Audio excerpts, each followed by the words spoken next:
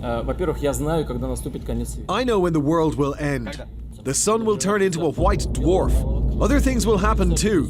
Now, that will be the end of the world as we know it. So if this is what you mean by the end of the world, it will come even sooner. But I'm not afraid. It's inevitable. Чего бояться, если это неизбежно? And the word of the Lord came unto me, saying, Son of man, set thy face against Gog, the land of Magog, the chief prince of Meshech and Tubal, and prophesy against him, and say, Thus saith the Lord God, Behold, I am against thee, O Gog, the chief prince of Meshech and Tubal, and I will turn thee back, and put hooks into thy jaws, and I will bring thee forth, and all thine army, horses and horsemen, all of them clothed with all sorts of armor, even a great company with bucklers and shields, all of them handling swords. Persia, Ethiopia, and Libya with them, all of them with shield and helmet. Gomer and all his bands, the house of Togarmah of the north quarters, and all his bands, and many people with thee. Be thou prepared, and prepare for thyself, thou and all thy company that are assembled unto thee, and be thou a guard unto them. After many days thou shalt be visited. In the latter years thou shalt come into the land that is brought back from the sword, and is gathered out of many people, against the mountains of Israel, which have been always waste, but it is brought forth out of the nations, and they shall dwell safely, all of them. Thou shalt ascend and come like a storm. Thou shalt be like a cloud to cover the land, thou and all thy bands, and many people with thee. Thus saith the Lord God. It shall also come to pass, that at the same time shall things come into thy mind, and thou shalt think an evil thought, and thou shalt say, I will go up to the land of unwalled villages. I will go to them that are at rest, that dwell safely, all of them dwelling without walls, and having neither bars nor gates, to take a spoil and to take a prey. To turn thine hand upon the desolate places that are now inhabited, and upon the people that are gathered out of the nations, which have gotten cattle and goods, that dwell in the midst of the land. Sheba and Dedan, and the merchants of Tarshish with all the young lions thereof, shall say unto thee, Art thou come to take a spoil? Hast thou gathered thy company to take a prey, to carry away silver and gold, to take away cattle and goods, to take a great spoil? Therefore, Son of man, prophesy, and say unto Gog, Thus saith the Lord God, In that day, when my people of Israel dwelleth safely, shalt thou not know it? And thou shalt come from thy place out of the north parts, thou and many people with thee, all of them riding upon horses, a great company and a mighty army. And thou shalt come up against my people of Israel as a cloud to cover the land. It shall be in the latter days, that I will bring thee against my land, that the heathen may know me, when I shall be sanctified in thee, O Gog, before their eyes. Thus saith the Lord God, Art thou he of whom I have spoken in old times by my servants the prophets of Israel, which prophesied in those days many years that I would bring thee against them? And it shall come to pass at the same time, when Gog shall come against the land of Israel, saith the Lord God, that my fury shall come up in my face, for in my jealousy and in the fire of my wrath have I spoken. Surely in that day there shall be a great shaking in the land of Israel, so that the fishes of the sea and the fowls of the heaven and the beasts of the field, and all creeping things that creep upon the earth, and all the men that are upon the face of the earth, shake at my presence. And the mountains shall be thrown down, and the steep places shall fall, and every wall shall fall to the ground. And I will call for a sword against him throughout all my mountains, saith the Lord God. Every man's sword shall be against his brother, and I will plead against him with pestilence and with blood. And I will rain upon him and upon his bands and upon the many people that are with him, an overflowing rain, and great hailstones, fire and brimstone. Thus will I magnify myself and sanctify myself, and I will be known in the eyes of many nations, and they shall know that I am the Lord.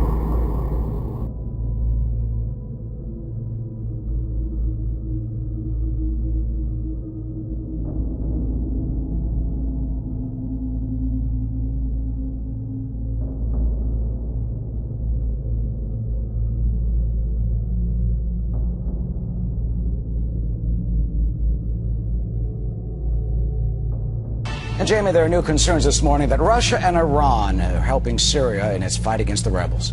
Syrian troops, it turns out, are now using sophisticated technology and tactics on the battlefield, according to analysts. And they say all that help comes from that man and his country, Tehran, as well as Moscow. all in an attempt to try and keep Bashar al-Assad in power. Will he hold out? Joining us now is UN Ambassador John Bolton, former ambassador to the United Nations, senior fellow at the American Enterprise Institute, and Fox News contributor. Good morning, Ambassador. Good morning, Eric. Glad to be with you. Good. We just saw Mahmoud Ahmadinejad, and apparently Iran is helping Assad, Russia is helping Assad, and Secretary of State John Kerry is telling him to stop it. But is anyone listening? Well, they're not listening in Moscow and Tehran, that's for sure. Obviously, both Russia and Iran have been aiding Assad during these hostilities over the last 2 years. I think it's one of the main reasons Assad stayed in power. But within the last several months, there seems to me to be little doubt but that Iran and Russia have both stepped up the quantity and quality of the assistance that they're providing. More sophisticated communications and targeting capabilities, more financial assistance, bringing in Hezbollah, which is a terrorist organization funded by Iran. And now, most significantly, Russia reaffirming it will sell a very sophisticated air defense system known as the S-300 to Syria. When you combine that with sales of MiG planes, sales of anti-ship missiles, and the deployment of over a dozen additional Russian warships to the Syrian area of the Mediterranean, all speaks of a significant Russian commitment and a significant Iranian commitment to keeping Assad in power. Apparently there are Iranian drones, there are Iranian mortar units, jamming equipment. Let's take a look at those S-300 Russian missiles. Man, oh man, if they're deployed, what does that mean for a potential no-fly zone that could be imposed by the West? Well, these missiles and radars that comprise the S-300, not necessarily the most sophisticated Russia has, but they are capable in most analyst estimation of defeating any aircraft other than stealth aircraft. Israel does not have stealth aircraft at present. Obviously, NATO forces, the United States do. But it dramatically escalates the sophistication that's available to Syria and potentially to Hezbollah in the Bekaa Valley in Lebanon to protect themselves. So it's a signal militarily to Israel and the West. It's also a big political signal as well that Russia really is all in here to keep Assad in power. And it's not just those missiles. There are reports that they're going to sell more MiGs to Syria. That really does complicate the situation. Right, and I think it demonstrates Russia's not about to let Assad fall. So while Secretary of State Kerry has spent the last several months persuading Russia to sponsor a peace conference in Syria, the Russians are doing everything they can to make sure that the peace conference result is preordained, namely that Assad is not going to negotiate to step out of power.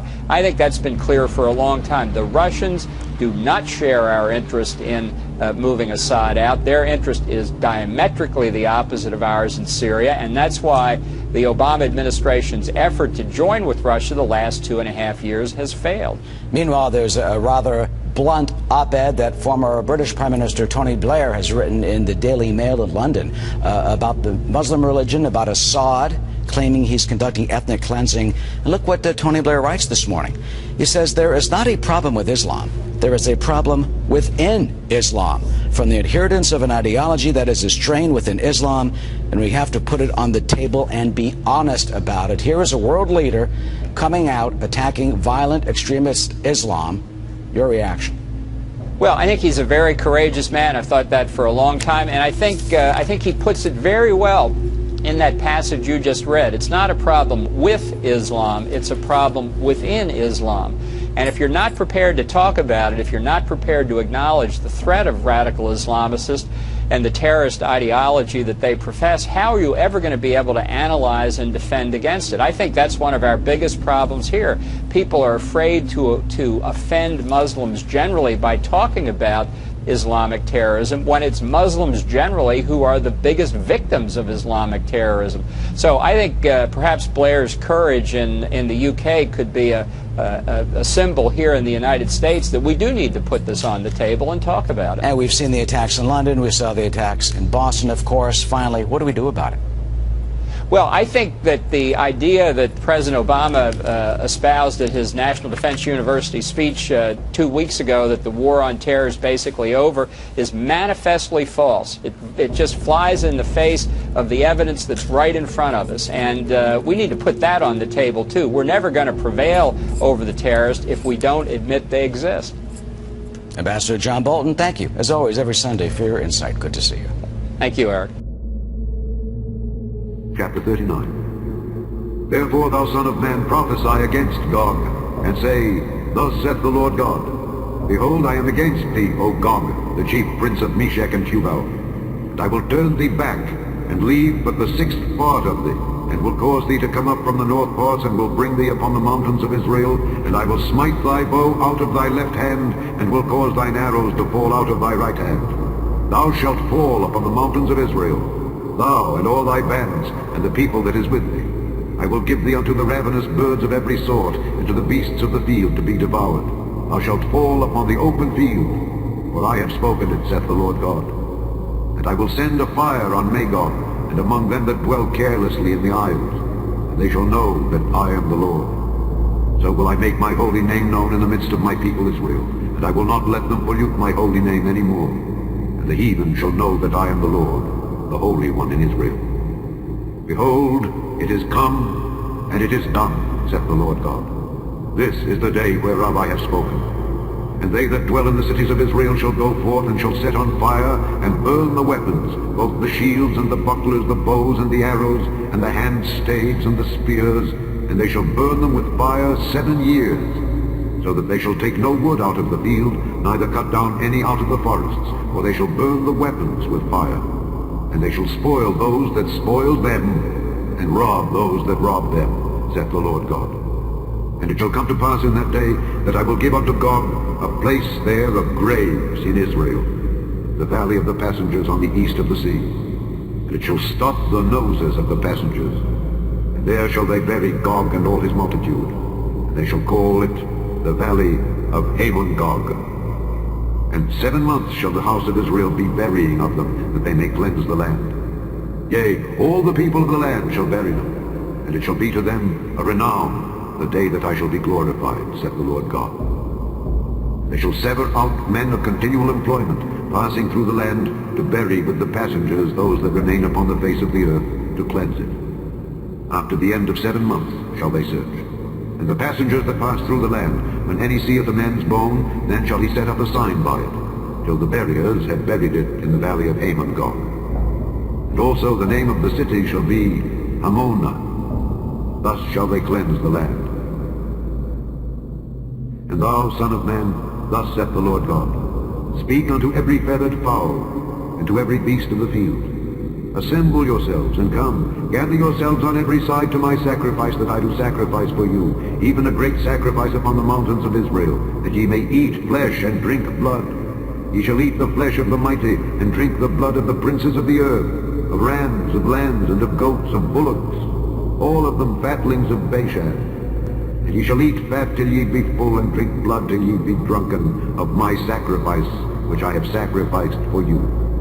Thus ye shall be filled at my table, with horses and chariots, with mighty men, and with all men of war, saith the Lord God. And I will set my glory among the heathen, and all the heathen shall see my judgment that I have executed, and my hand that I have laid upon them. So the house of Israel shall know that I am the Lord their God from that day and forward. And the heathen shall know that the house of Israel went into captivity for their iniquity, because they trespassed against me. Therefore hid I my face from them, and gave them into the hand of their enemies. So fell they all by the sword.